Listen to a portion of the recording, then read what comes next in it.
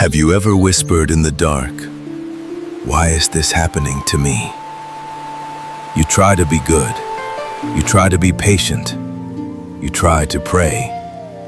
And still life brings loss, conflict, illness, betrayal, disappointment. Then the mind finds a frightening story. This is my karma. I am being punished. I must be paying a debt from the past. Something is chasing me. I am doomed. And the fear grows. You stop living. You start bargaining with the universe. You start performing goodness like a payment plan. You start treating kindness like a transaction. But what if karma is not a prison sentence? What if karma is not a cosmic revenge? What if karma is not a judge waiting to strike? What if karma is simply how causes create results, and how results become new causes? What if karma is not meant to scare you, but to wake you up? Because if actions create results, then you are not powerless. If the mind shapes the path, then you can change direction. If intention matters, then your next breath can become a turning point.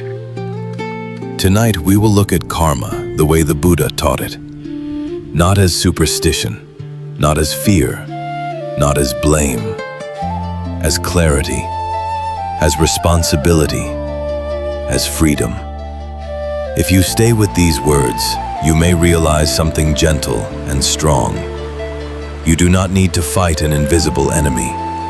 You do not need to pay a mysterious debt. You need to understand your mind, plant wholesome causes, and stop adding extra suffering. That is the path out of fear.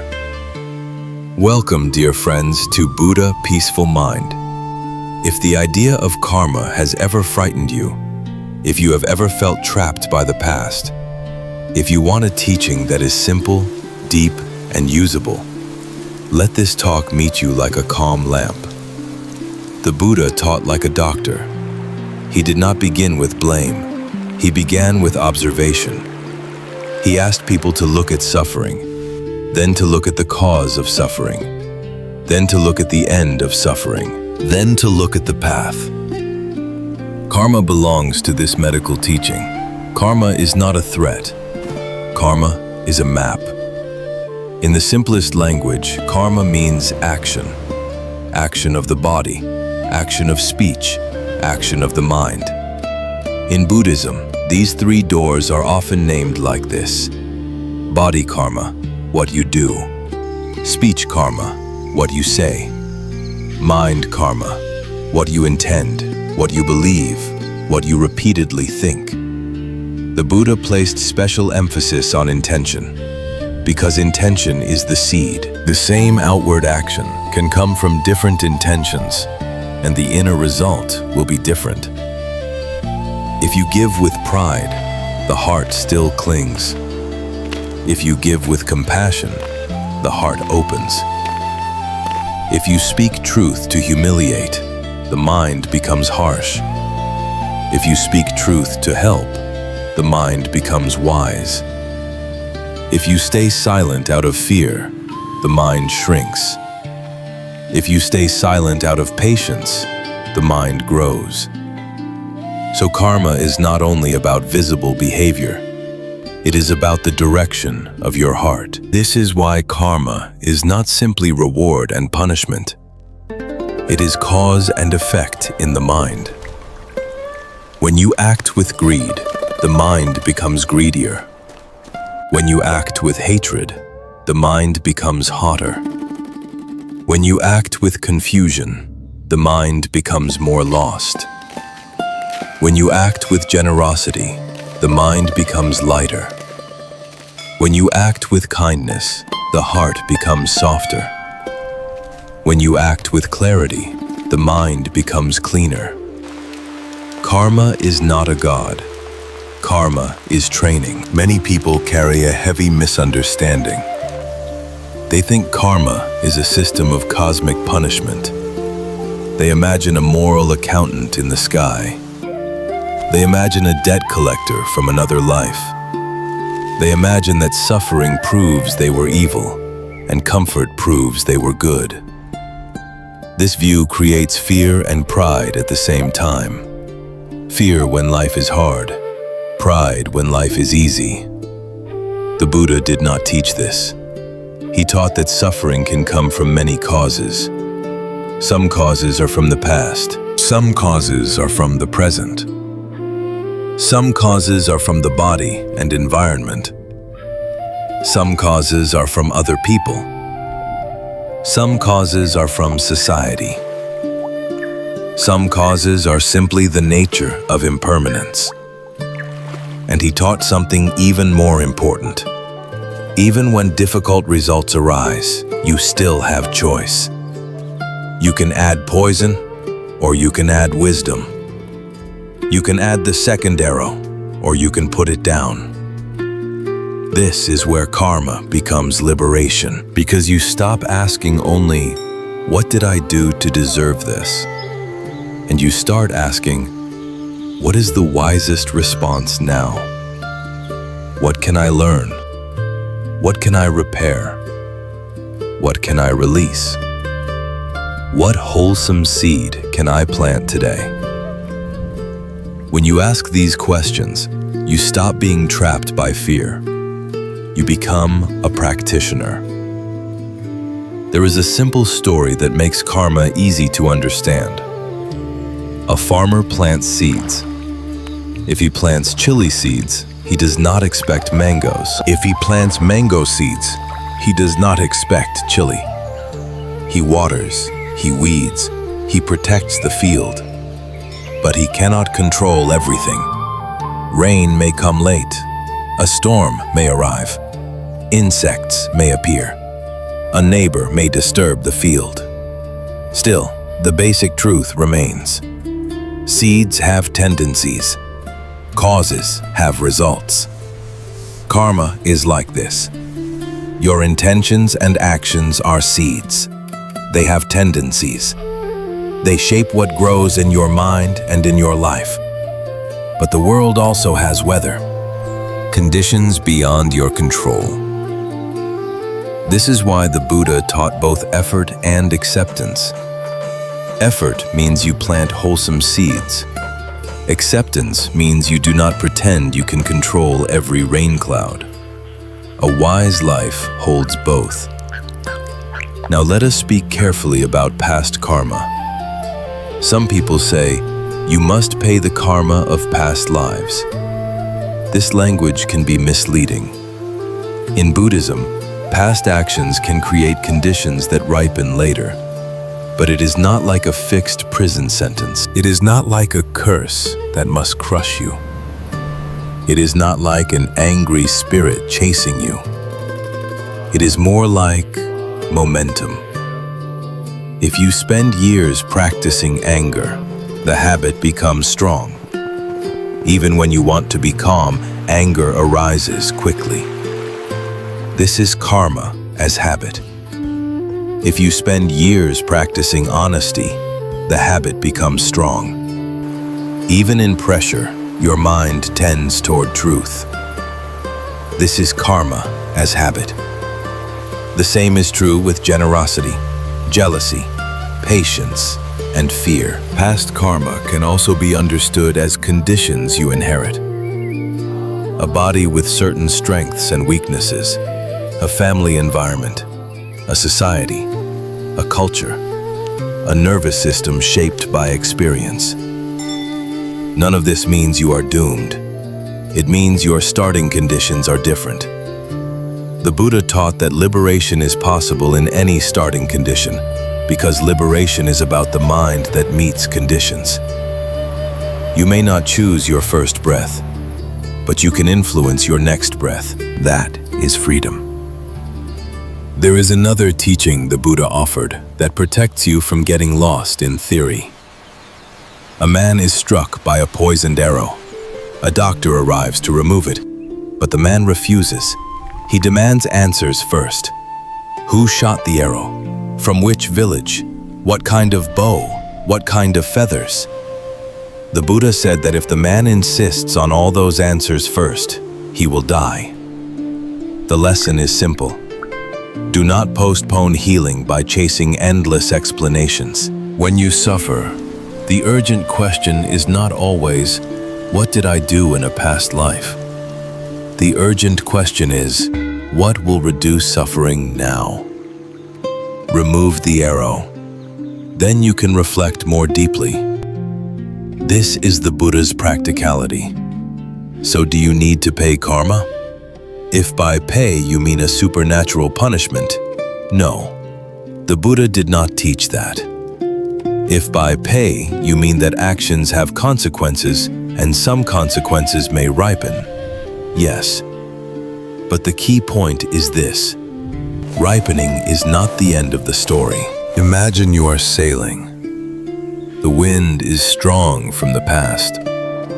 It pushes your boat in a direction. If you do nothing, you keep drifting.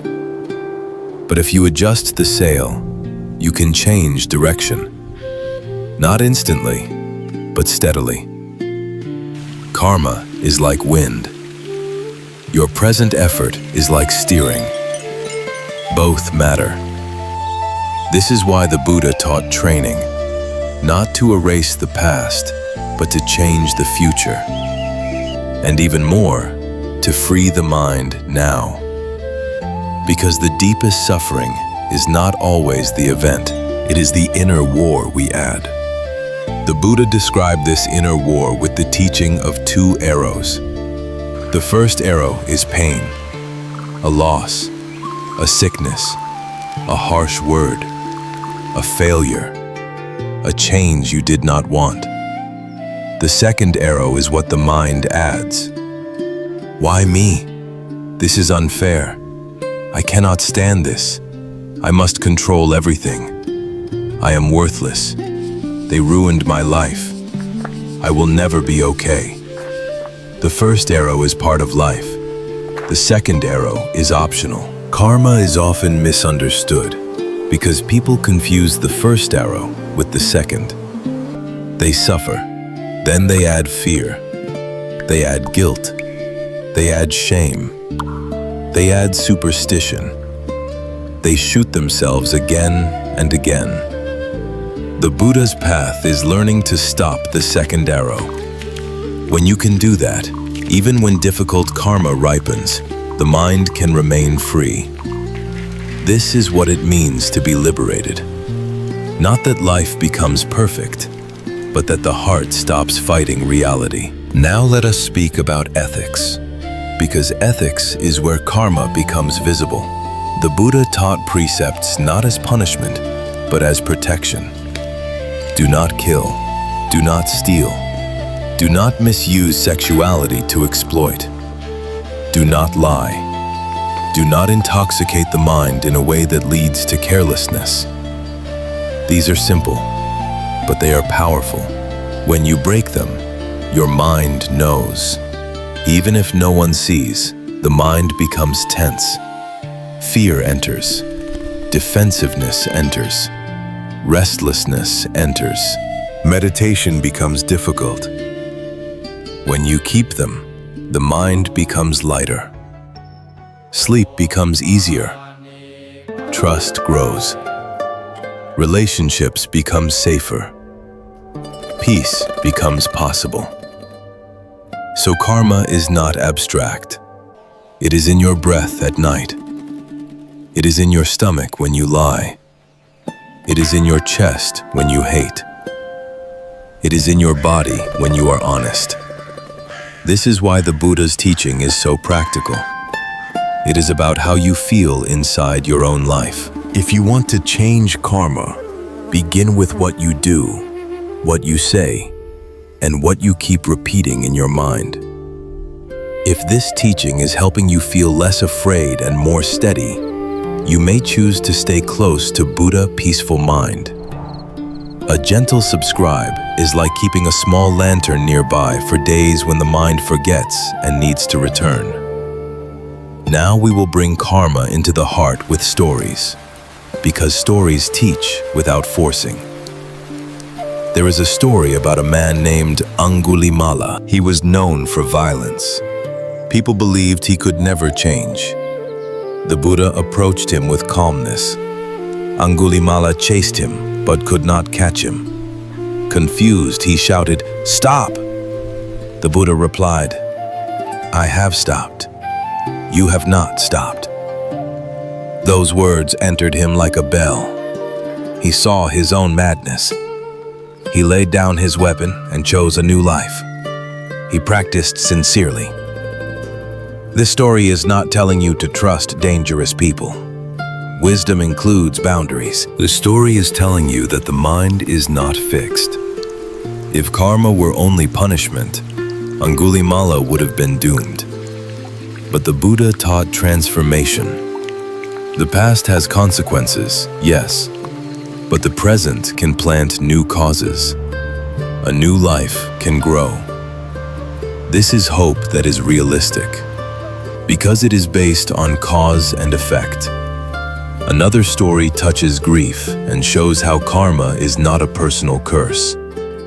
A mother named Kisa Gotami lost her child. Her grief was unbearable. She went from house to house, begging for medicine to bring the child back. Someone guided her to the Buddha. He did not shame her. He gave her a task. Bring mustard seeds from a home where no one has ever died.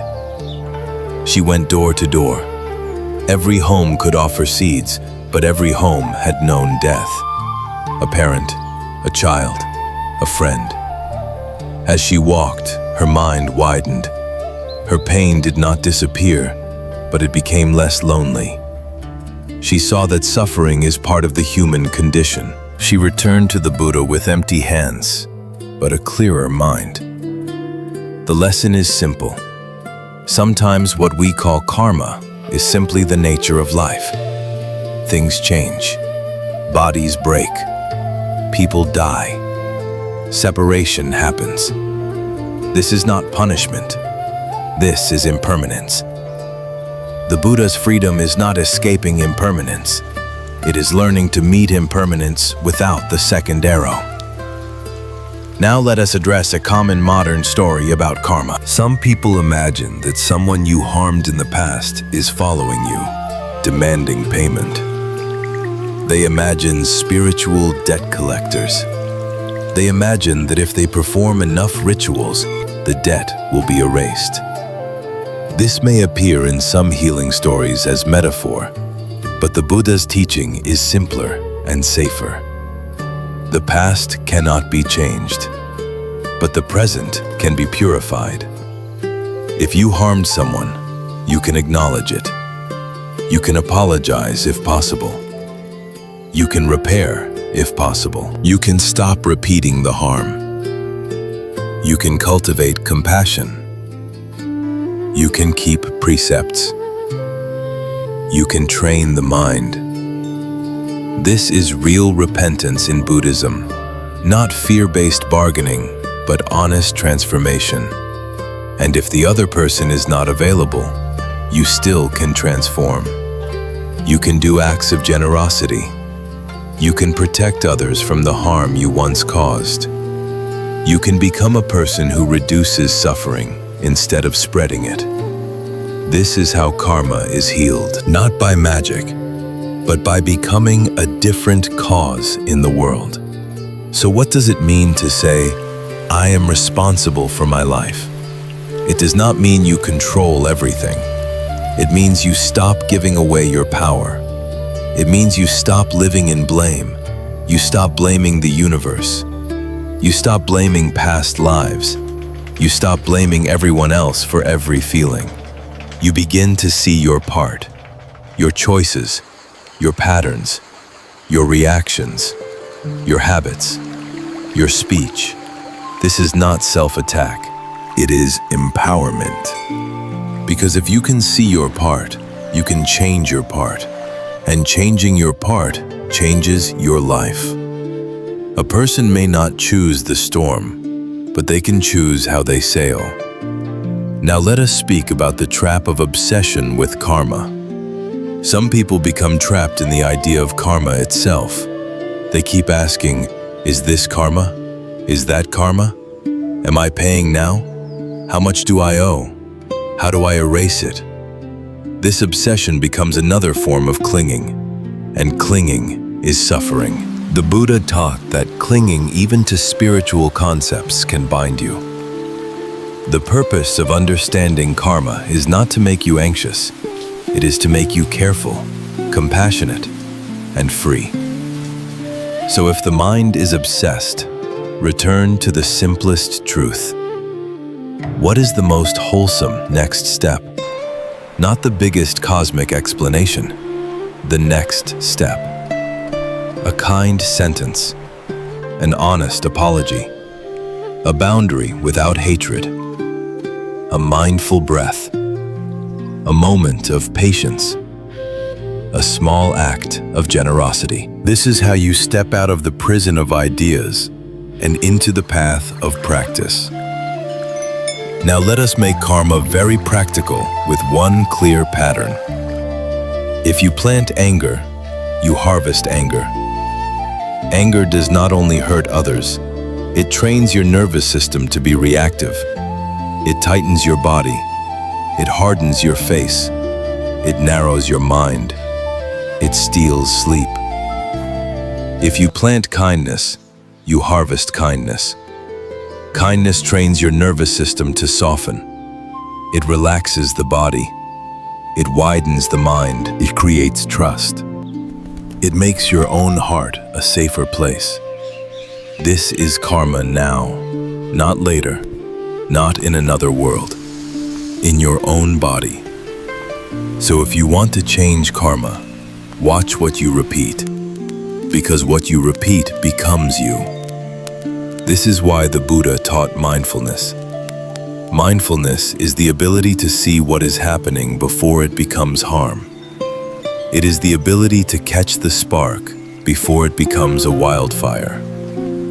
Here is a simple method you can use when you feel the old patterns rising. Stop. One breath. Name what is present. Anger is here. Craving is here. Fear is here.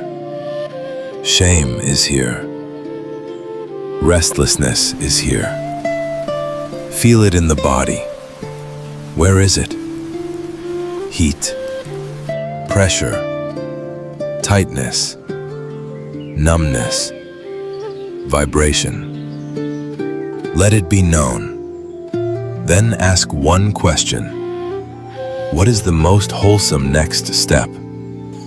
The next step might be silence, or a walk, or water, or rest, or a boundary, or a conversation, or asking for help, or letting go.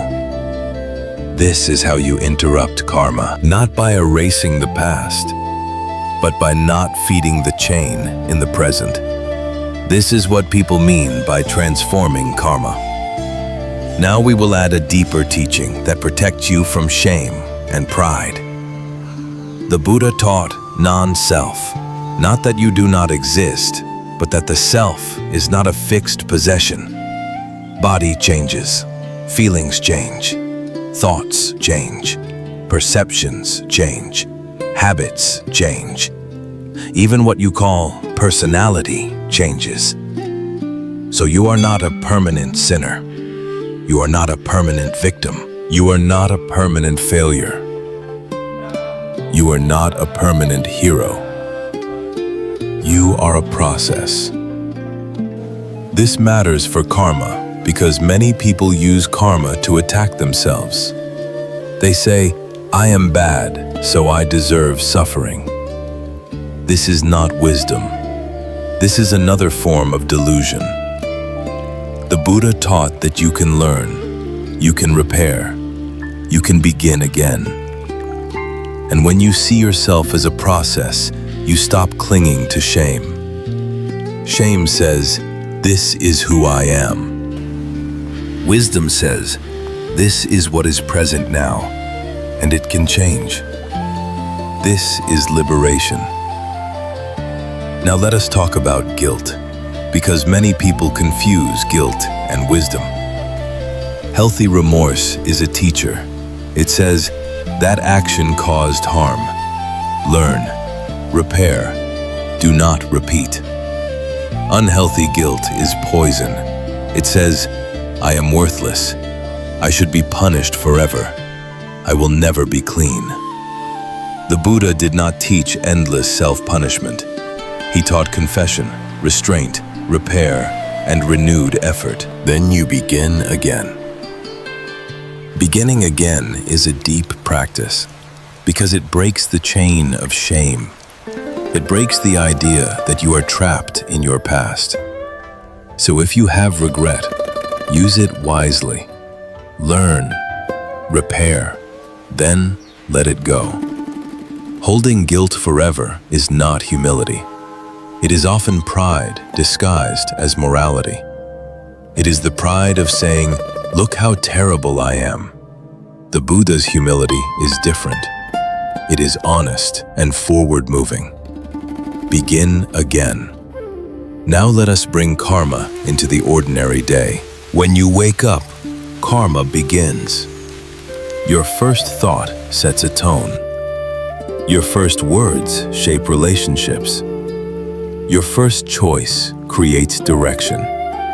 So try a simple morning training. Before the phone, take 3 breaths. Then set one intention.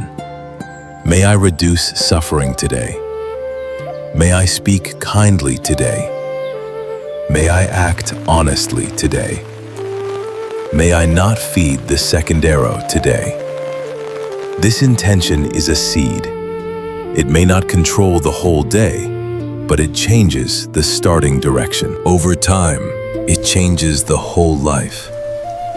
This is karma as training. Now let us include meditation, because meditation is where you see karma in real time. Sit comfortably. Let the shoulders soften. Let the face relax. Bring attention to the breath. Breathing in, know you are breathing in. Breathing out, know you are breathing out. Now notice thoughts. A thought appears. It pulls the mind. Another thought appears. It pulls again. This is karma. Not mysterious, just habit. If you follow every thought, the mind becomes a slave. If you observe thoughts, the mind becomes free. So each time you notice and return to breath, you are changing karma. You are training attention. You are weakening the old chain. You are planting a new habit of presence. This is why the Buddha taught mindfulness and concentration. Not to become mystical, but to become free. Stay with the breath for a few more moments. Return. Return. Return. Each return is a new future. If this talk is calming your heart, a gentle like helps more people find Buddha peaceful mind. It keeps the message moving quietly to those who need it. Thank you for being here. Now let us speak about merit. Because many people talk about accumulating merit to reduce karma. Merit in Buddhism is not a bribe to the universe. It is wholesome momentum. When you give, the heart becomes less greedy. When you keep precepts, the mind becomes less fearful. When you meditate, the mind becomes clearer. When you practice loving kindness, the heart becomes wider. These are inner results, and inner results change outer life. A generous person tends to have better relationships. A truthful person tends to have more trust. A mindful person tends to make wiser choices. A patient person tends to create fewer enemies. So merit is not magical. It is practical. It is the natural fruit of wholesome causes. If you want to reduce suffering, do not bargain with karma. Plant merit, plant kindness, plant honesty. Plant restraint. Plant mindfulness. Then let results unfold. Now let us be gentle with a difficult truth. Sometimes you do everything right and still suffer. You live ethically and still you get sick. You meditate and still you face loss. You are kind and still someone betrays you. This is where many people panic and say, it must be past karma. Maybe it is. Maybe it is also biology. Maybe it is also society. Maybe it is also impermanence. Maybe it is also the choices of other people. The Buddha did not give one simple answer to every event. He gave a path for every event. No matter why the pain arrived, you still can choose the second arrow or not. You still can choose kindness or poison. You still can choose wisdom or confusion. This is the freedom that cannot be taken. So if life is unfair, do not add self-attack. Do not add superstition. Do not add despair. Return to what is possible now. Breathe. Ask for help. Take wise steps. Rest. Grieve. Begin again. This is Dharma. Now let us address the phrase, once you learn the lesson, you do not need to learn it again. This is a beautiful truth when understood in the Buddha's way. Life repeats patterns when the mind repeats patterns. The same conflict appears in different forms. The same relationship pain repeats with different faces. The same addiction returns with different objects. The same anger returns with different triggers. Why? Because the habit is still there. When you learn, the habit weakens. When the habit weakens, the pattern loses power. Then life changes. Learning the lesson does not mean you control all events. It means you no longer react in the same unconscious way. It means the trigger does not own you. It means the second arrow is dropped. It means the mind chooses a wholesome step. This is the end of a karmic loop. So do not wait for a perfect life to prove you learned. Look for a different response, a softer reaction, a quicker apology, a wiser boundary, a kinder breath. That is the lesson. Now let us give a practical 7-day training to transform karma without fear. Each day choose one focus. One day train speech. Reduce gossip. Reduce harsh tone. Speak truthfully and kindly. Pause before replying. One day train action. Do one act of generosity. Help someone. Clean the shared space. Offer time. Offer respect. One day, train the mind. Notice one repetitive thought. See it as a thought, not a command. Return to breath. One day, train patience. When irritation arises, pause for 3 breaths before speaking. One day, train gratitude. Name 3 blessings. Let gratitude soften the body. One day, train forgiveness. Release one old resentment for 1 hour. Notice the relief. One day, train stillness. Spend time without entertainment. Walk in nature. Sit quietly. Let the mind rest. If you do this for 7 days, do not demand perfection. Just notice. The mind becomes lighter. The body becomes calmer. You create fewer regrets. You create more peace. That is karma changing. If you would like more teachings like this, you can subscribe to Buddha Peaceful Mind.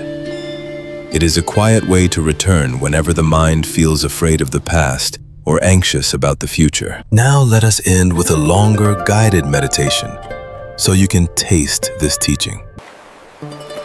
Sit or lie down comfortably. Let the body be supported.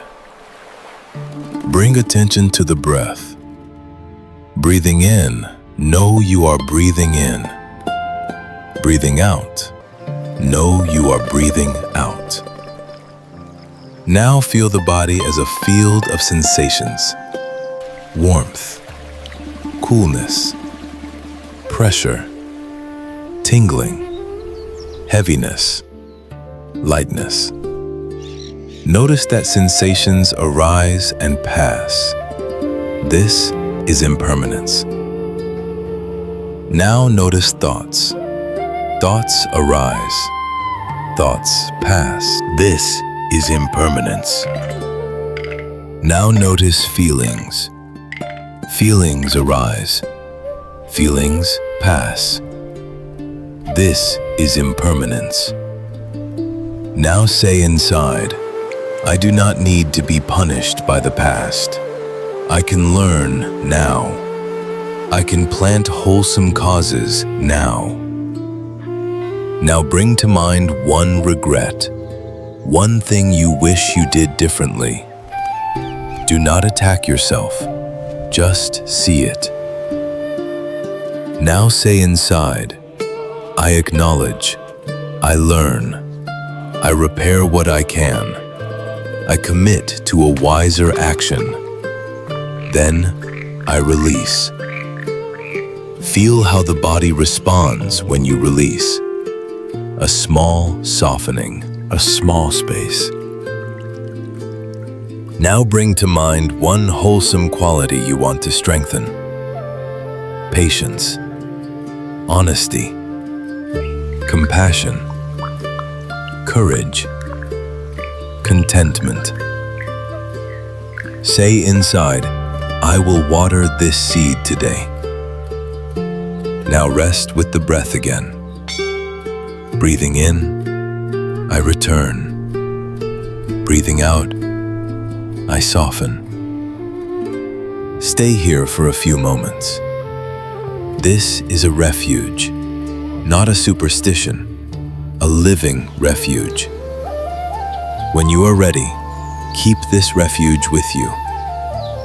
One breath, one wholesome step, again and again.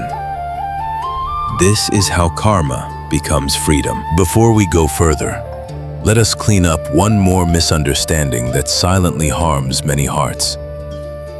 Some people use karma to judge others. They look at someone who is suffering and say, it is their karma. They look at someone who is poor and say, they must deserve it. They look at someone who is sick and say, they must have done something terrible. This is not the Buddha's compassion. This is the ego using karma as a weapon. The Buddha taught that suffering deserves compassion, not blame. He taught that no one can see the full web of causes. A single event has many conditions. Biology, environment, society, the choices of others, the habits of the mind, and the simple truth that everything conditioned changes.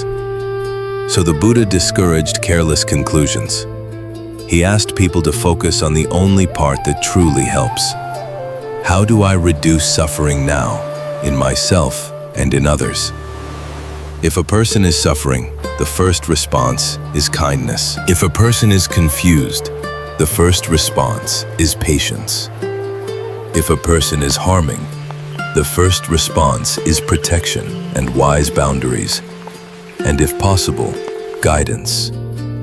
So please remember this. Karma is a teaching for responsibility, not for superiority. If it makes you colder, it has been misunderstood. If it makes you kinder, it has been understood. The Buddha taught that karma is simple, but the results can be complex. Some actions ripen quickly. You shout, and the room becomes tense. You lie, and trust breaks. You steal, and fear enters. You are kind, and warmth appears.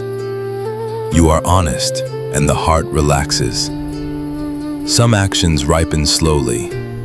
A habit is built over months. A relationship is strengthened over years. A career is shaped by repeated choices. A mind is trained by daily attention. And some results ripen when conditions align. A seed can sit in the soil for a long time. Then rain comes, sun comes, and suddenly it sprouts. This is why the Buddha did not teach fatalism.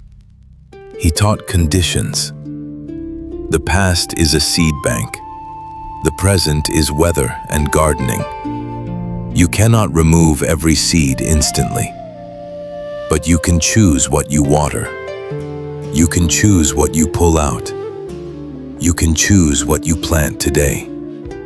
When you understand this, the mind becomes less afraid, because you realize you are not trapped. You are participating.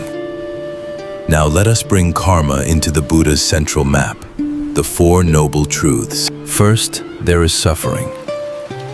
Not only obvious suffering, like loss and sickness, but the subtle dissatisfaction that follows us even when life is good. A quiet tension, a feeling of not enough, a fear that what we have will change. Second, there is a cause of suffering. The Buddha named it craving and ignorance. Craving says, I need this to be okay. Ignorance says, this will last, this is me, this is mine. Third, there is an end of suffering. When craving is understood and released, the heart becomes freer. Pain may still exist, but unnecessary suffering decreases. Fourth, there is a path. Right view, right intention, right speech, right action, right livelihood, right effort, right mindfulness, right concentration. Karma is woven through this path.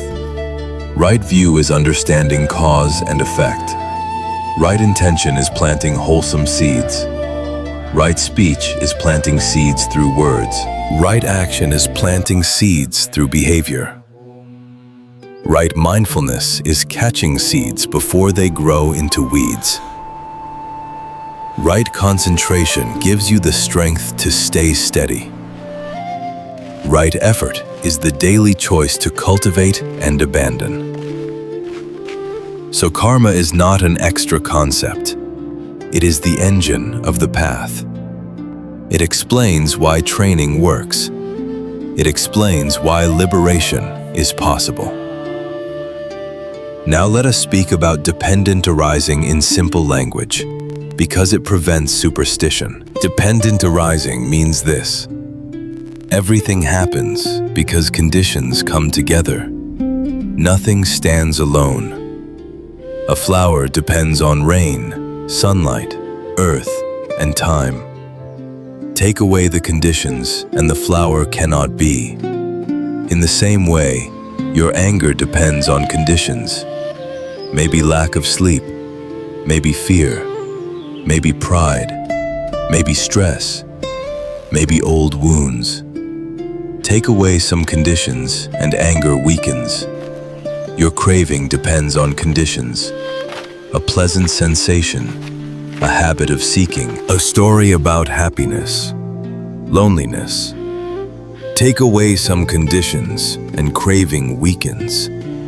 This is why the Buddha taught the mind is trainable. Because if things depend on conditions, changing conditions changes results.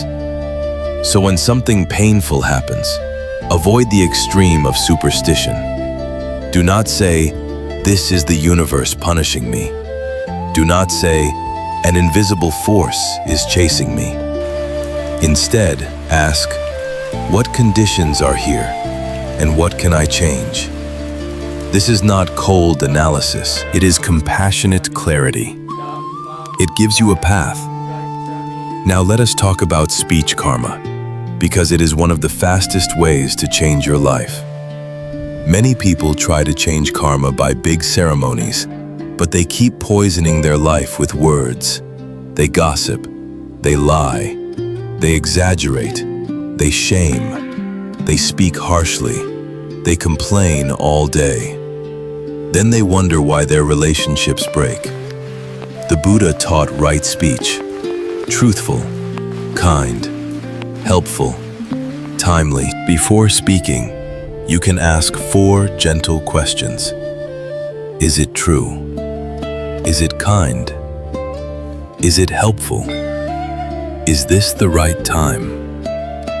If it is not true, do not speak. If it is true but not kind, be careful. If it is kind but not helpful, be careful. If it is helpful but not the right time, wait. This is not about being perfect. It is about reducing harm. A single sentence can create a lifetime of trust. A single sentence can create a lifetime of pain. So speech is powerful karma. If you want to change your future, clean your mouth. A clean mouth creates a cleaner mind. A cleaner mind creates a cleaner life. There is a small story that teaches right speech. A young man became angry at his friend and spoke cruel words. Later, he felt regret and apologized. The friend accepted the apology, but said, "The words still hurt." The young man said, "I did not mean it." The friend said, "You still said it." Then the friend showed him a pillow. He asked him to cut the pillow open and scatter the feathers in the wind. The young man did it. Then the friend said, "Now gather all the feathers back." It was impossible. The lesson is simple. Some words cannot be fully taken back, so speak carefully. This story is not to make you afraid, it is to make you mindful, because mindfulness prevents regret, and preventing regret is a beautiful form of karma.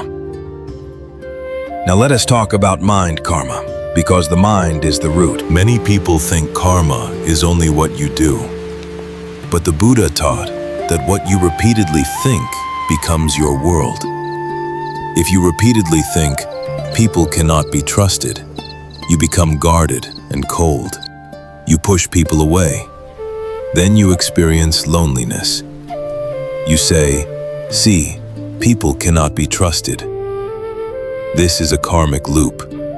If you repeatedly think, "I am not enough," you speak and act from insecurity. You cling to approval. You become jealous. Then relationships become strained. You say, "See, I am not enough." Another karmic loop. If you repeatedly think, "I can learn," you try again. You ask for help. You practice. Over time, you grow. You say, "I can learn." A wholesome loop. So mind karma is not magic. It is repetition. The mind becomes what it rehearses. This is why meditation matters. Meditation breaks rehearsal. It shows you that thoughts are not commands. They are events. They arise and pass. When you stop obeying every thought, freedom begins. A helpful image for mind karma is the muddy water. If you keep shaking a glass of muddy water, it stays cloudy. If you let it be still, the mud settles and the water becomes clear. Many people keep shaking their mind.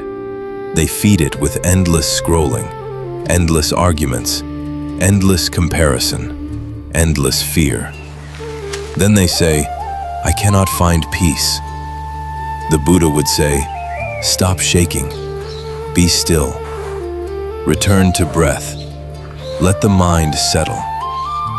Clarity is not something you force. It is something you allow by not feeding agitation. This is how karma shifts. You stop feeding the old chain. You allow a new state to appear.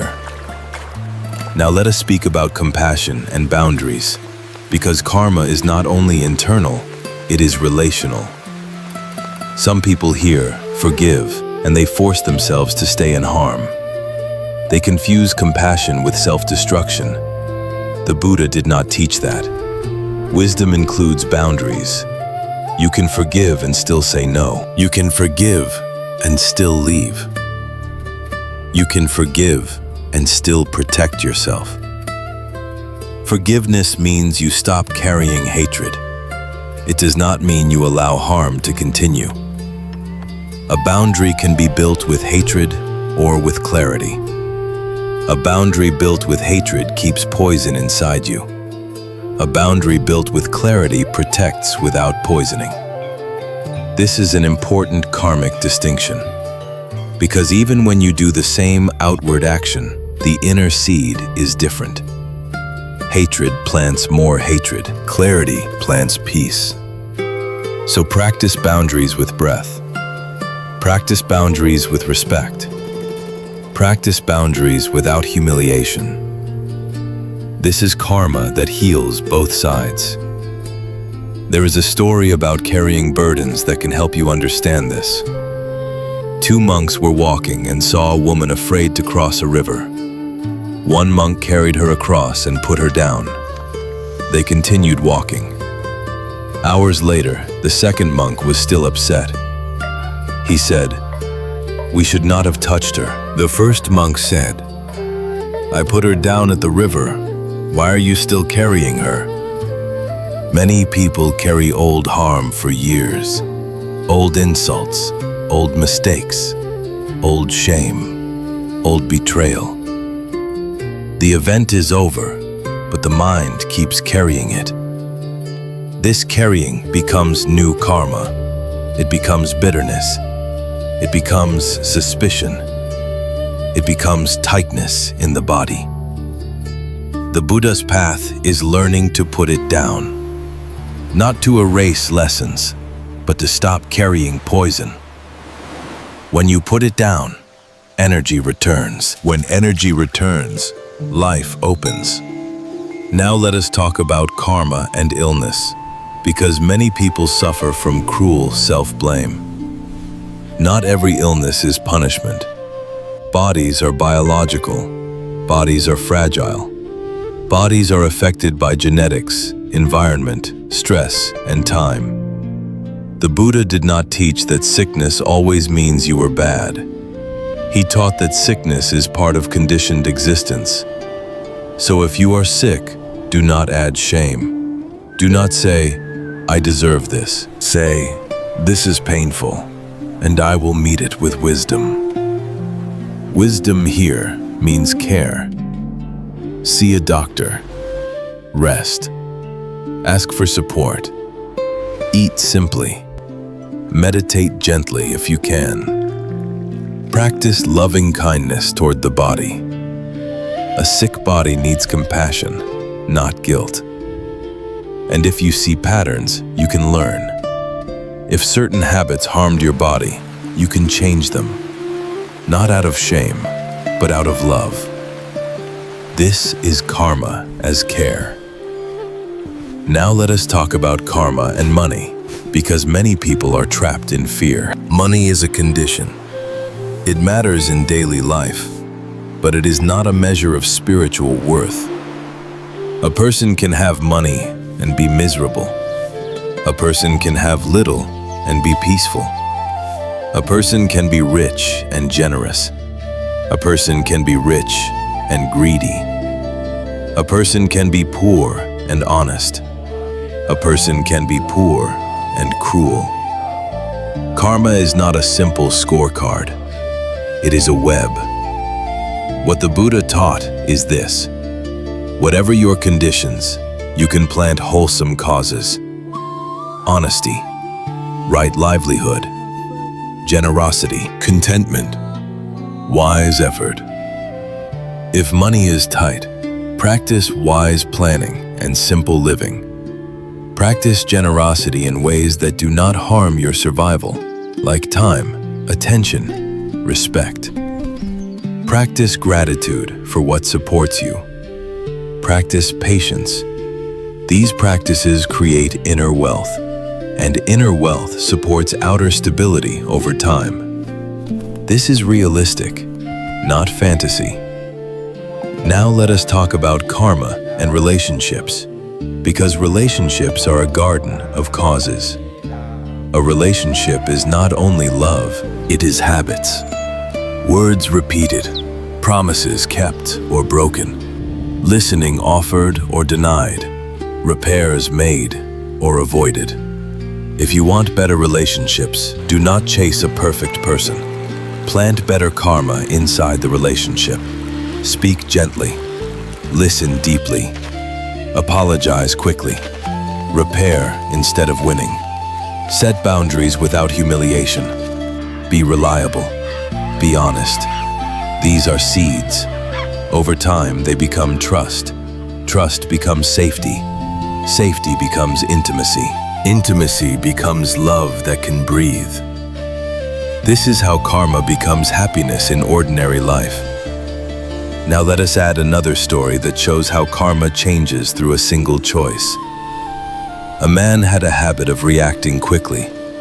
When he felt criticized, he exploded. When he felt anxious, he controlled. When he felt hurt, he punished with silence. He believed he was unlucky. He believed life was against him. One day he learned a simple practice. Before speaking, take one breath. At first it seemed too small, but he tried. He paused. He felt heat in the chest. He noticed the story. They disrespect me. He did not obey the story. He took another breath.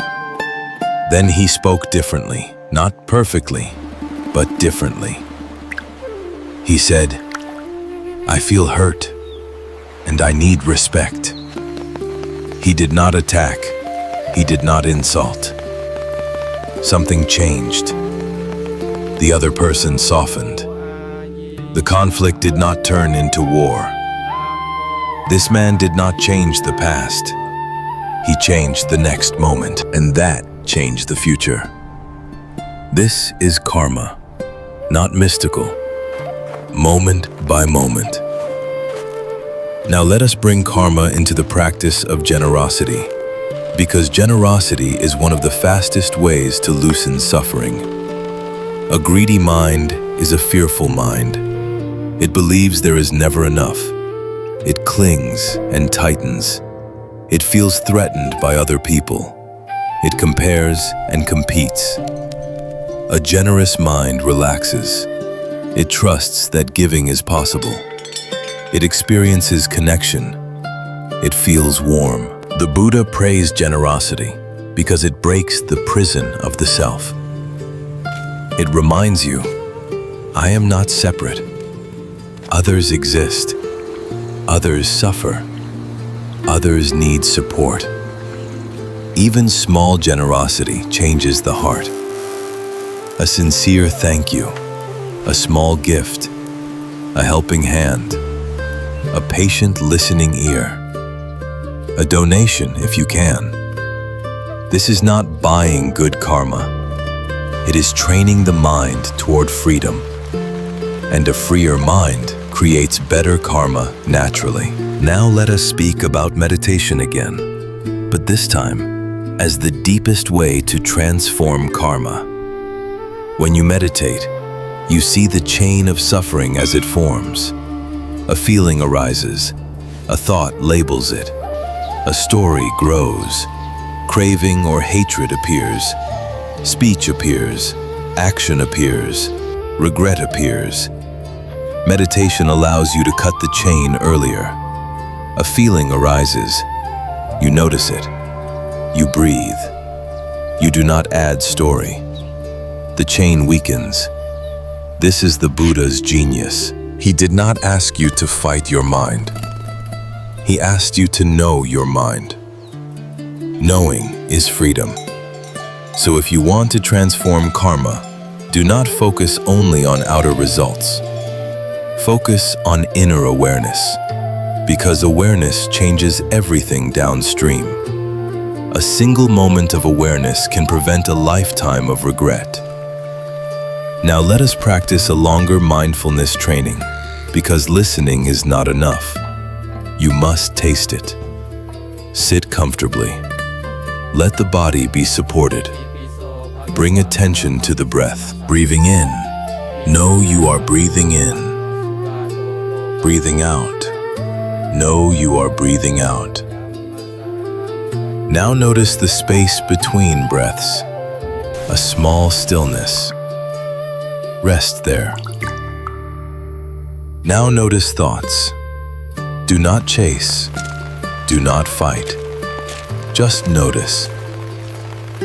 If a thought carries you away, return to breath. This returning is the training. Each return is a new cause. Each return changes karma.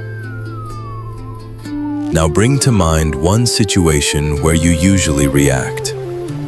A person, a message, a trigger. Feel what happens in the body. Heat, tightness, pressure.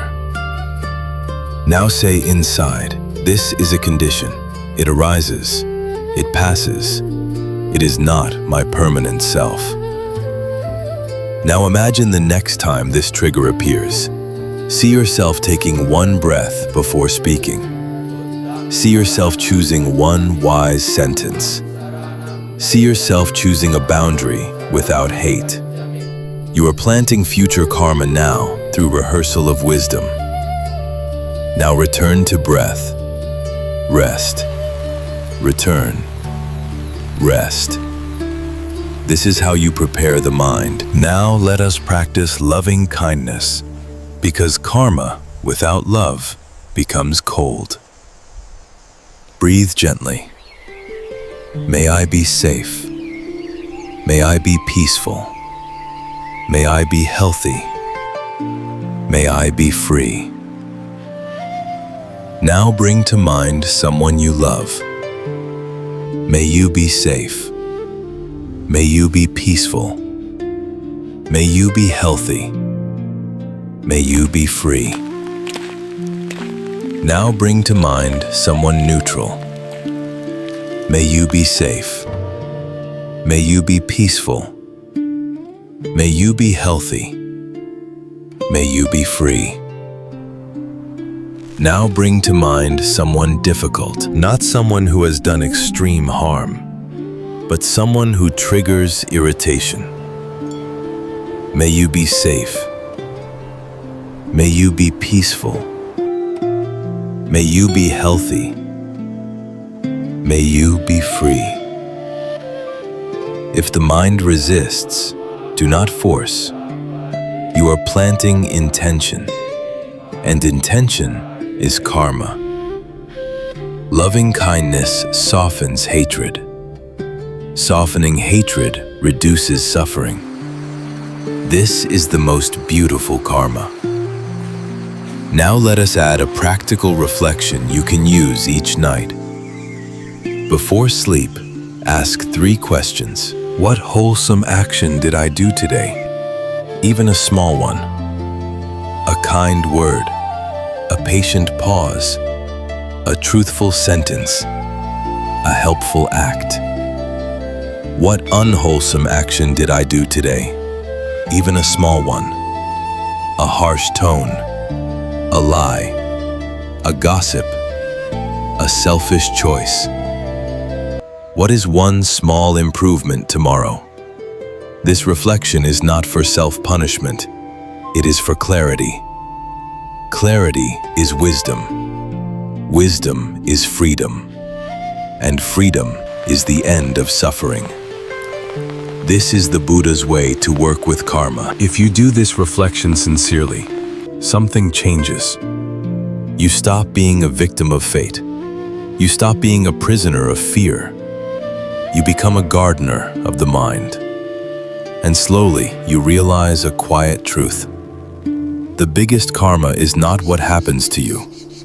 The biggest karma is how you respond. Response is where freedom lives. Let us go even deeper into the three roots the Buddha pointed to: greed, hatred, and delusion. Greed is not only wanting objects. Greed is the tight mind that says, I need more to be okay. It can be greed for money, for attention, for control, for praise, for certainty. Greed creates anxiety because it is never satisfied. Hatred is not only violence. Hatred is the pushing mind that says, get away, I cannot bear this. It can be hatred toward others, toward yourself, toward the past, toward your own feelings. Hatred creates inner heat. It burns the body and narrows the mind. Delusion is not stupidity. Delusion is misreading reality. It is believing a thought is a fact. It is believing a feeling is permanent. It is believing the self is a fixed thing. It is believing control will save you. These three roots are the engine of painful karma. They create suffering now, and they create suffering later, because they train the mind in painful directions. The Buddha also pointed to three wholesome roots: generosity, loving kindness, wisdom. Generosity loosens the fist. Loving kindness softens the heart. Wisdom sees clearly. So if you want to transform karma, you do not only avoid harm, you cultivate these wholesome roots. They become your new default. There is a small story that explains delusion in a way the heart remembers. A person walks in the dark and sees a shape on the ground. They believe it is a snake. Fear explodes. The body freezes. The mind imagines danger everywhere.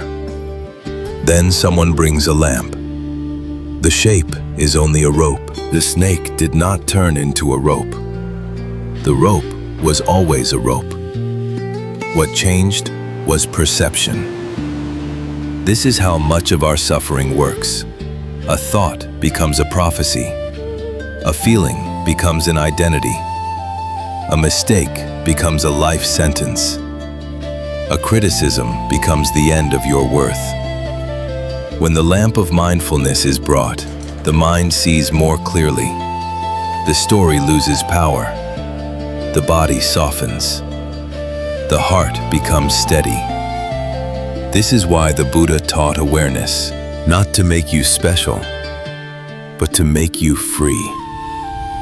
When delusion decreases, karma changes. Because karma is driven by perception. See clearly, and the chain breaks earlier. Now let us talk about equanimity, because equanimity is the mature fruit of understanding karma. Equanimity is not coldness, it is balance.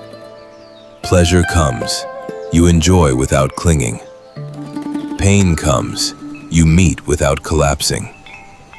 Praise comes, you receive without arrogance. Blame comes, you listen without hatred. The Buddha described 8 worldly winds that blow through every life. Gain and loss, praise and blame, fame and disrepute, pleasure and pain. When the mind is untrained, these winds throw it around. A little gain makes you excited. A little loss makes you desperate. A little praise makes you proud. A little blame makes you furious. When the mind is trained, the winds still blow, but you are steadier. You say, "This is a wind. It comes and it goes." This steadiness changes karma, because when you are not thrown around, you make wiser choices. You do not make revenge decisions in anger. You do not make desperate decisions in fear. You do not make reckless decisions in craving. Equanimity is freedom in weather. Here is another image from the Buddha's teaching. Imagine a handful of salt. If you put it in a small cup of water, the water becomes too salty to drink. But if you put the same salt in a large lake, the lake is still drinkable. The salt is the same. The difference is the size of the container. The salt is like pain. The cup is like a narrow heart. The lake is like a wide heart. When the heart is narrow, a small insult ruins the day. A small mistake becomes shame. A small delay becomes anger. A small fear becomes panic. When the heart becomes wide through mindfulness, compassion, and wisdom, the same events do not poison the whole mind. You still feel pain, but you do not drown. This is how you change karma. You do not need to control every salt grain. You grow the lake. How do you grow the lake? Through daily practice, through generosity, through patience, through honest reflection, through loving kindness. A wide heart is the most reliable protection. Now let us speak about right livelihood, because karma is also in how you earn. The Buddha taught that work is not separate from spirituality. If you earn in ways that harm others, the mind becomes heavy. Fear and guilt appear. You may gain money and lose peace. Right livelihood means you try to earn without causing harm. It means you do not build your life on exploitation. It means you choose integrity, even when it is inconvenient. Not everyone can change work quickly. The Buddha understood conditions. So begin with what is possible. Be honest in your role.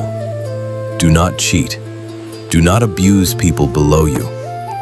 Do not deceive customers.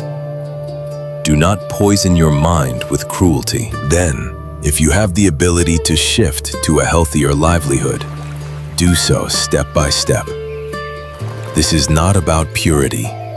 It is about peace. A clean livelihood makes the mind safer at night, and a mind that feels safe can meditate. This is karmic momentum toward freedom.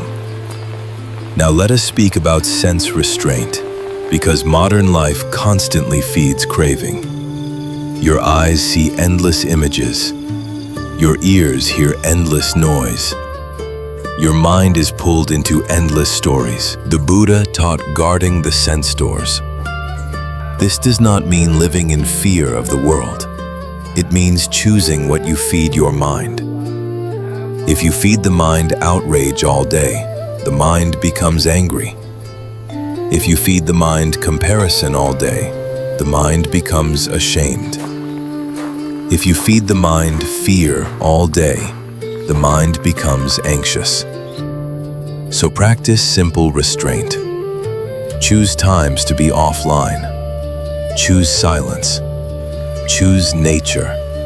Choose real conversations. Choose teachings that make the heart cleaner. This is karma. Because what you consume becomes mental seeds. Seeds become thoughts. Thoughts become moods. Moods become actions. Actions become life. Guarding the sense doors is compassion for yourself. Now let us speak about injustice, because karma is often misused to silence people. Sometimes people say, accept it, it is their karma. They use karma to excuse harm, abuse, and oppression. This is not the Buddha's teaching. The Buddha taught compassion and action. He taught that you can act firmly without hatred. You can protect victims. You can speak truth. You can set boundaries. You can resist harm. And you can do it without turning your heart into poison. Understanding karma does not mean being passive. It means acting with wise intention. If you fight injustice with hatred, you plant hatred in your own mind. Hatred may win a moment, but it burns you long after. If you fight injustice with clarity and compassion, you can be strong without becoming what you oppose. This is difficult, so begin with small steps. Speak respectfully. Protect those you can. Support good causes. Do not add cruelty. Do not dehumanize.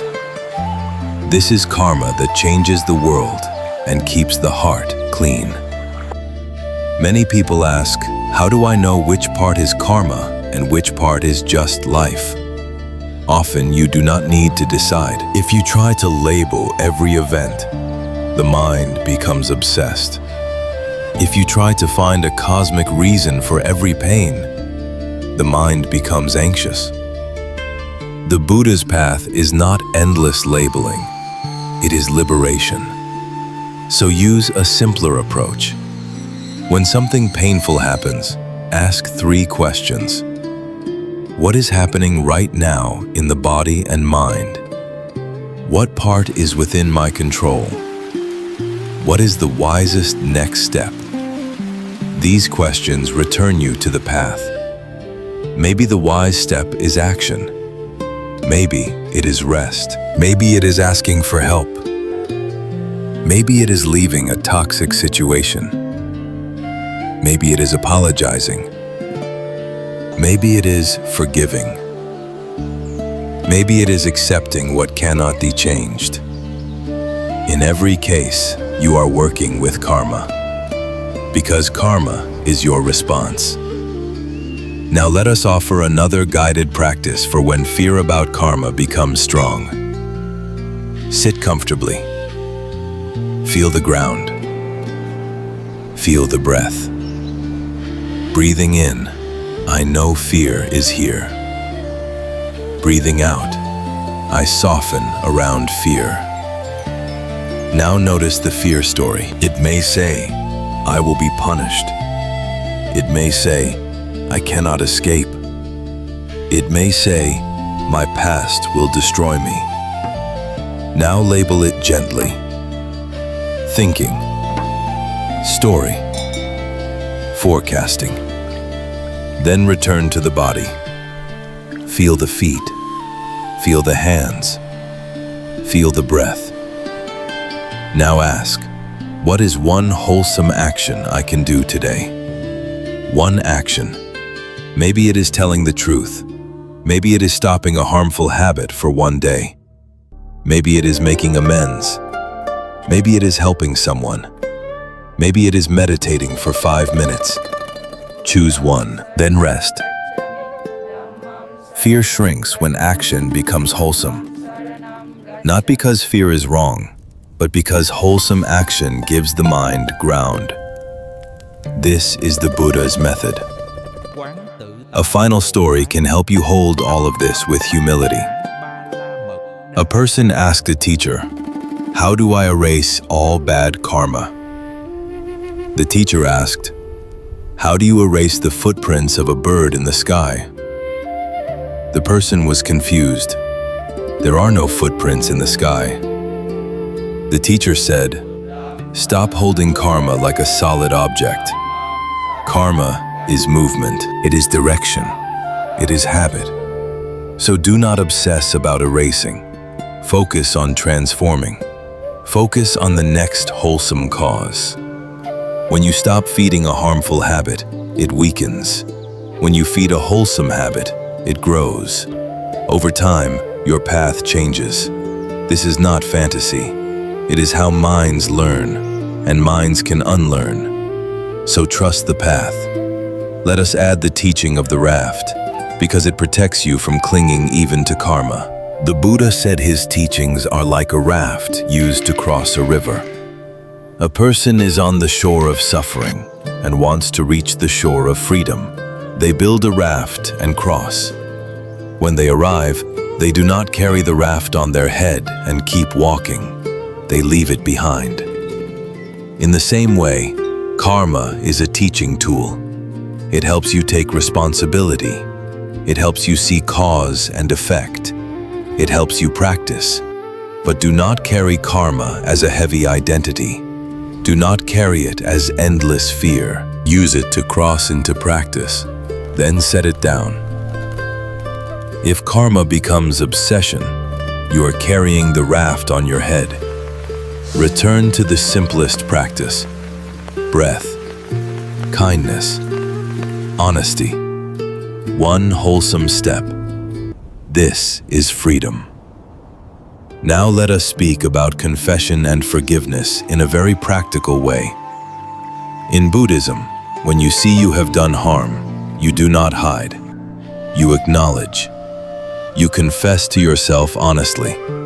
You confess to a trusted person if appropriate. You repair if possible. Then you commit to restraint. This is not punishment. It is cleaning. A dirty wound does not heal well.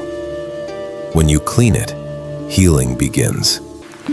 So if you have a past that troubles you, do not drown in guilt. Use guilt as a signal. Then do the cleaning steps. Acknowledge, repair, restrain, begin again. And if you cannot repair directly, you can still repair through your life. Protect others from what you once did. Support causes that reduce similar harm. Choose kindness where you once chose cruelty. This is real karma transformation. Over time, the mind becomes lighter because it is no longer split by secrets. A mind without secrets is a peaceful mind.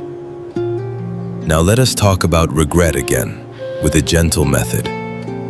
Regret becomes suffering when it turns into rumination, endless replay, endless self-attack, endless wishing the past were different. The Buddha's way is different. He uses regret as a teacher, then he releases it. If the mind keeps replaying, return to the body. Feel the breath. Feel the feet. Then say inside, I learn, I repair what I can, and I begin again. Then do one small wholesome action right now. Drink water, clean a space, send a message of gratitude, take a mindful walk, meditate for 3 minutes. This interrupts the loop, because karma is not only thought, karma is action. A wholesome action breaks the rumination chain. Over time, the mind learns a new habit. When regret arises, respond with repair, not with self-punishment. That is wisdom. There is a story of a cracked pot that teaches how wounds can become wisdom. A water carrier had 2 pots. One was perfect. One had a crack and arrived with less water. The cracked pot felt ashamed and apologized. The carrier said, "Look at the path on your side. Because you leaked water each day, flowers grew there. I planted seeds, and your crack watered them." The lesson is not that suffering is good. The lesson is that imperfection can still serve goodness. Many people think their past makes them unworthy. But the Buddha taught that understanding can transform pain into compassion. Your scar can become gentleness. Your mistake can become humility. Your old ignorance can become patience with others. This is karma transforming into wisdom. Now let us include walking meditation as a practice for daily karma. When you walk, feel the lifting of the foot, the moving, the placing down, one step, then another. When thoughts carry you away, return to the step. Walking meditation teaches you something important. You cannot keep a step. You can only take it. Life is the same. You cannot keep yesterday. You can only live today. If you feel overwhelmed by karma stories, walk. Let the earth hold you. Let the body cool. Let the mind return to what is real. A mind that returns to the body is less likely to create superstition. It becomes practical again. Now let us add a longer, loving-kindness practice to widen the heart, because a wide heart changes everything. Breathe gently. May I be safe. May I be peaceful. May I be healthy. May I be free. Now, bring to mind a time you harmed someone, if you can do so without overwhelming yourself. Not to punish yourself, to learn. Say inside, I acknowledge. I regret the harm. I commit to not repeating it. May I learn and grow. Now, bring to mind someone you harmed, if that feels appropriate. Do not force this. If it is too heavy, choose someone neutral instead. May you be safe. May you be peaceful. May you be healthy. May you be free. This does not erase consequences. It purifies intention, and intention is the seed. Now bring to mind someone who harmed you. May you be free from the ignorance that causes harm. May you learn. May you heal. If you cannot say these words sincerely, that is okay. You can say, may I not carry hatred. Now expand to all beings. May all beings be safe. May all beings be peaceful. May all beings be healthy. May all beings be free. This practice does not make you passive. It makes you clean. And clean hearts act more wisely. A wide heart is the best karma. Now let us add a final practical plan for the next month. Choose one precept to strengthen.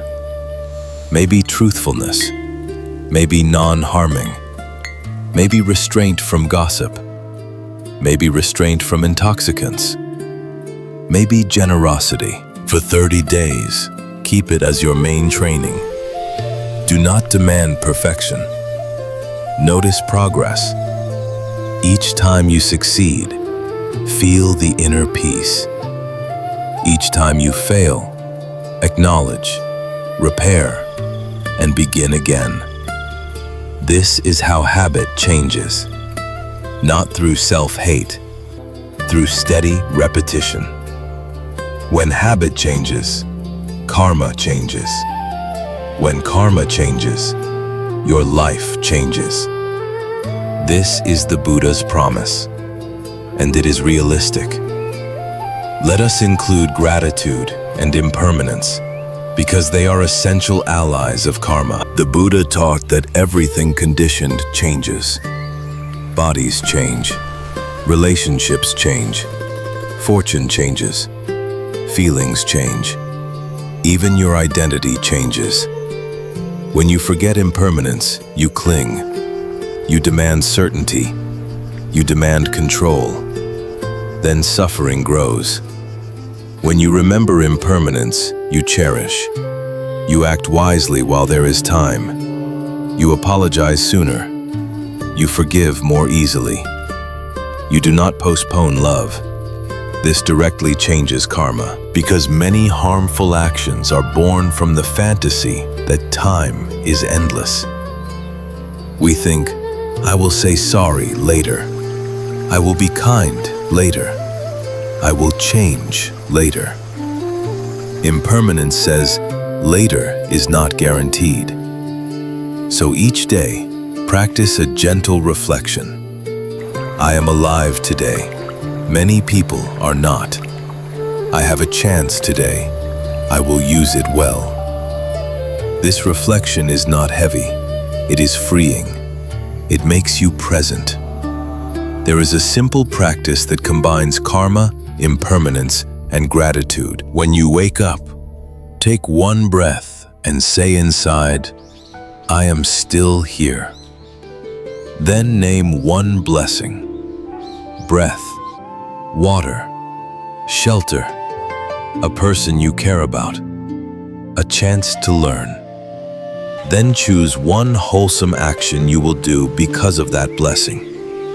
A thank you message, a small act of generosity, a patient pause, an honest sentence. This is how blessings become merit. This is how gratitude becomes karma, not as a feeling only, but as action. If you do this daily, your mind changes, because your mind becomes what it repeats. Now let us talk about anxiety about the future, because anxiety often hides behind karma fear. An anxious mind wants certainty. It wants guarantees. It wants to know exactly what will happen. It says, tell me my karma so I can control life. But the Buddha taught that life is uncertain. You can plant causes, but you cannot own outcomes. Outcomes depend on many conditions. So the practice is to focus on what you can control.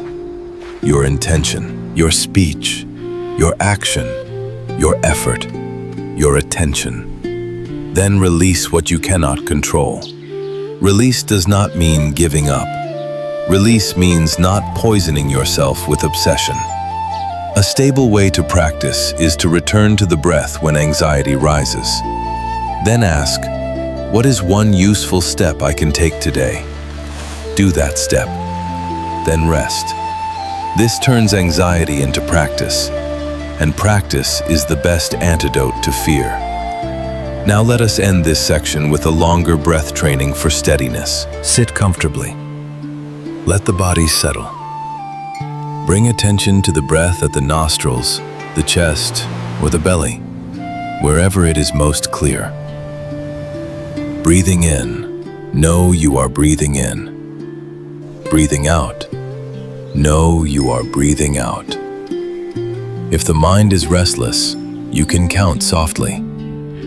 Breathing in, 1. Breathing out, 1. Breathing in, 2. Breathing out, 2. Up to 10, then start again. If you lose count, that is normal. Return to 1 without blame. This is how you train the mind, not by force, but by returning. A returning mind is a free mind. A returning mind is a wise mind. A returning mind changes karma. Stay with this for a few minutes in your own time.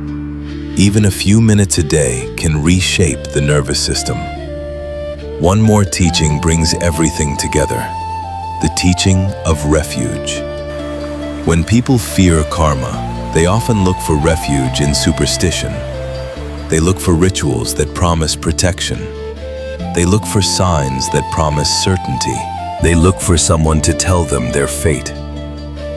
The Buddha offered a different refuge.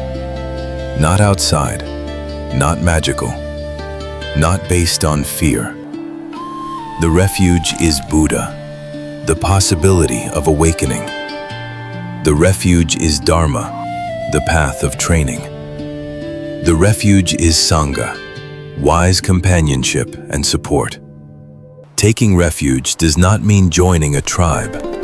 It means choosing a direction. When you feel lost, remember Buddha. Awakening is possible. When you feel confused, remember Dharma. There is a path. There are practices. There are steps. When you feel alone, remember Sangha. You do not need to carry everything by yourself. Wise friends matter. support matters. This refuge changes karma because it changes your choices. Instead of acting from panic, you act from clarity. Instead of isolating, you connect. Instead of blaming, you practice. There is a story that shows what refuge looks like in action. The Buddha saw a sick monk lying neglected. Other monks avoided him. The Buddha did not speak philosophy. He washed the monk with his own hands. He cleaned him. He cared for him. Then he taught the community that caring for the sick is part of caring for the path. This story is a mirror. Refuge is not only words. Refuge is how you treat suffering. If you fear karma, the antidote is not only understanding, it is compassion, for yourself and for others. When you meet your own pain with compassion, you stop creating extra suffering. When you meet others with compassion, you stop the spread of cruelty. This is karma transforming into love. So whenever the mind becomes afraid, return to refuge, return to breath, return to practice, return to kindness, return to wise support. This is how you walk forward without fear. Here is one final way to remember karma without fear. Think of the 3 doors, body, speech, and mind, as 3 gates of your day. Through the gate of the body, you can choose non-harming. You can choose generosity. You can choose service. You can choose rest when needed. You can choose movement that heals. Through the gate of speech, you can choose truth. You can choose gentleness. You can choose silence when speech would harm. You can choose apology. You can choose gratitude. Through the gate of mind, you can choose attention. You can choose to stop rehearsing old resentment. You can choose to stop feeding fear with endless stories. You can choose to return to the breath. You can choose to remember impermanence and let go. When you work with these 3 gates each day, karma becomes simple. Not easy, but simple. Because you always know where to practice. Do not wait for a perfect life to begin. Practice in the imperfect life you already have. The Buddha did not ask you to become someone else. He asked you to wake up as you are, one breath at a time. And if you fall, begin again. Beginning again is not failure. Beginning again is the path. This is how the mind becomes free. And remember this gentle truth. You do not have to understand every mystery to live wisely. You do not have to solve the whole past to be free today. You do not have to carry fear as motivation. Let love be motivation. Let clarity be motivation. Let the wish to reduce suffering be motivation. When motivation is clean, the mind is clean. When the mind is clean, the path is clear. This is the Buddha's gift, not a threat, a way out. If you are listening late at night, let the final message be soft. Breathe. Feel the body. Let the shoulders drop. Whatever happened in the past, you are here now. Whatever fear the mind creates, you can return now. One breath, one wholesome step, again and again. That is enough. As we come toward the end, remember the heart of the Buddha's teaching. Karma is not a cosmic judge. Karma is action and consequence, intention and result, seed and fruit. The past can create conditions, but it does not erase your present choice. You do not need to be trapped in fear of punishment. You need to be awake to causes. When you plant greed, you suffer greed. When you plant hatred, you suffer hatred. When you plant confusion, you suffer confusion. When you plant generosity, you grow lighter. When you plant kindness, you grow warmer. When you plant mindfulness, you grow freer. You are not asked to be perfect. You are invited to practice. And the most beautiful promise is simple. When you learn the lesson, the loop can end. Not because life becomes effortless, but because the mind becomes wise. Thank you for spending this time with Buddha Peaceful Mind. May you be safe. May you be peaceful. May your heart be brave and gentle. May your mind be clear. And may you walk forward without fear, planting wholesome causes with each new breath.